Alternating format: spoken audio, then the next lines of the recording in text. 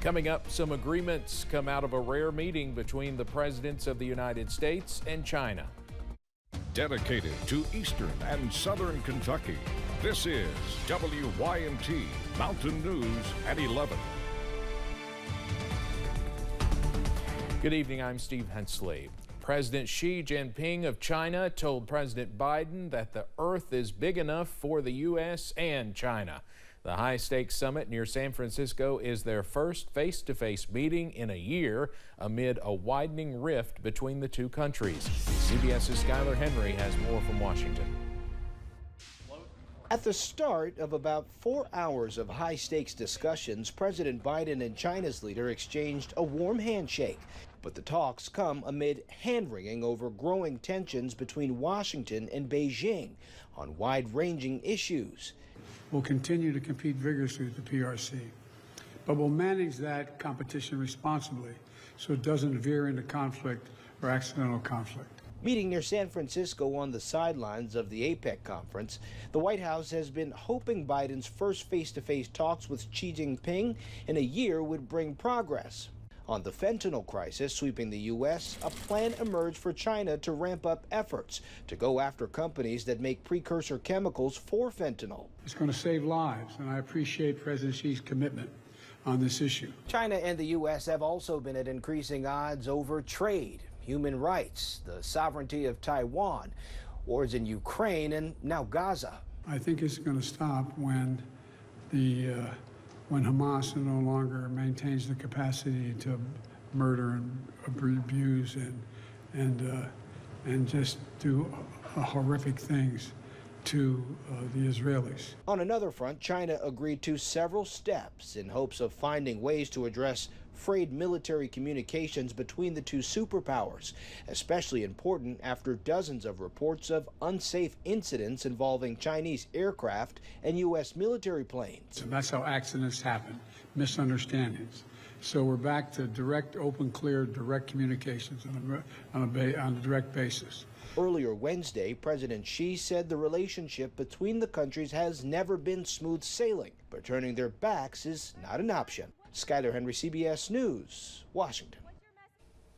During questions from reporters, President Biden said he was doing everything in his power to free hostages held by Hamas in Gaza, but that did not mean sending in the U.S. military. Kentucky Congressman James Comer is under an ethics investigation after an argument yesterday with a Florida congressman. The Courier-Journal reports the Congressional Integrity Project, a left-leaning interest group, requested the House Ethics Committee investigate him. Comer is chairman of the House Oversight Committee. He's been investigating the business dealings of President Biden's family. Yesterday, Florida Congressman Jared Moskowitz confronted Comer about his own business. He says Comer is investigating President Biden for something he himself did, loaning his brother money. Comer fiercely denied that and at one point said Moskowitz looked like a Smurf. Moskowitz clarified his point was to note similarities between the loans, not to say either was wrong. Police believe drowsy driving was a factor in a Bell County crash that killed a teenager and injured others. State police say a pickup truck was traveling south on US 25E and hit a passenger car. Police say that crash sent the car into a tractor trailer. Multiple passengers in the car, driven by 35-year-old Ashley Jordan of Pineville, were flown out for treatment. Officials say Kaylee Inman, a 15-year-old student at Bell County High School, died in the crash. The superintendent says another student was seriously hurt, and grief counselors will be available at the school. A police chief is continuing to serve his community more than 2 years after he was shot in the line of duty. Norton, Virginia Police Chief James Lane was shot several times in May 2021, injuries that he is still recovering from. James Lane says he felt it was important to continue serving even through adversity. With that is even when you go through situations or others experience them, you're there, one, to support each other, be there for your brother, sister in law enforcement, but also inside the answer is, you know, that is your true calling. James Buckland was convicted of several charges recently stemming from the shooting. He could spend the rest of his life in prison. We are tracking cool and calm conditions across the mountains into your Wednesday night. Temperatures at this hour anywhere from the lower 60s in Jackson to the upper 40s in Somerset, also London, down to 56 in Jackson now. We were in the lower 60s earlier this evening, 55 in Pikeville, down to 36 in Grundy, and 41 over in Clintwood at this hour. Up on the radar, once again, we are dry as that pesky area of high pressure continues to sit over the region. As we zoom out, you can see that high pressure over North Carolina, and that will continue to drive our forecast into your Thursday. So more warm and dry weather is on the way. Not warm tonight, a little bit chilly. Those temperatures back in the upper 30s and lower 40s as once again we stay dry. Also partly cloudy as you wake up on Thursday, but a nice rebound on the way on Thursday. Temperatures back above average. We should be in the upper 50s. We top out in the lower 70s on Thursday, but some more soggy, also cool weather is looming. Those details coming up in just a few minutes. Steve? Cameron, thank you. Forest fires could become a bigger problem before more rain arrives. This fire in Clay County was a new one that sparked today. Firefighters say it's burned between 5 and 10 acres off Highway 1350 in the Sextons Creek community. Crews say the fire is a combination of 2 or 3 different fires. They believe it started near the road and burned up the mountain. Crews from Idaho were helping fight that fire today. Clay County is one of several counties still under a total outdoor burning ban.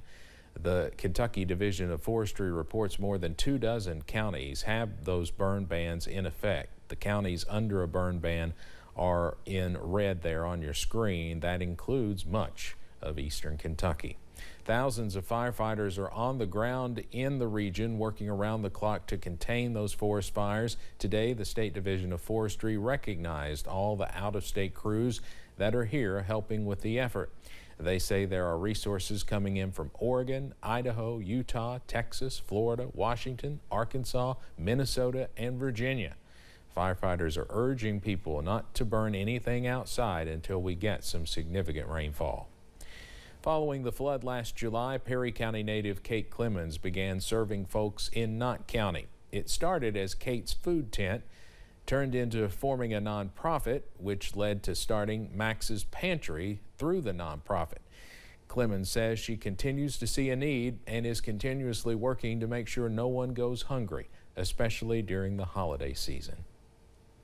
The demand is very high, and like I said, right now our only focus is on level 4 critical, and what level 4 is, I'm basing that off of the USDA screener for hunger. So I've adapted the USDA hunger screener into my pantry form. So I really try every way possible to identify who needs it the most. Clemens is doing Thanksgiving and Christmas food boxes and says she will be giving out hundreds, but still has a long wait list. For information on how you can help, you can find this story on our website.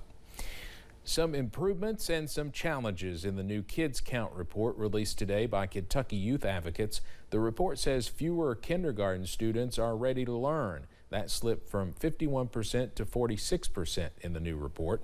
Fourth grade reading proficiency improved slightly, as did the number of high school students graduating on time.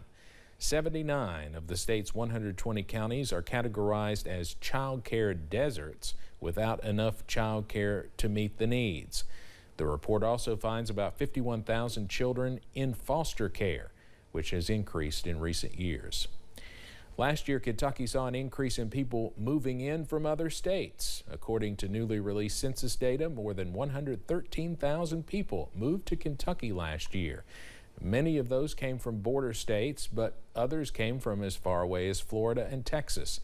But the number of people moving to Kentucky from other countries was higher than those moving from any state, about 16,000.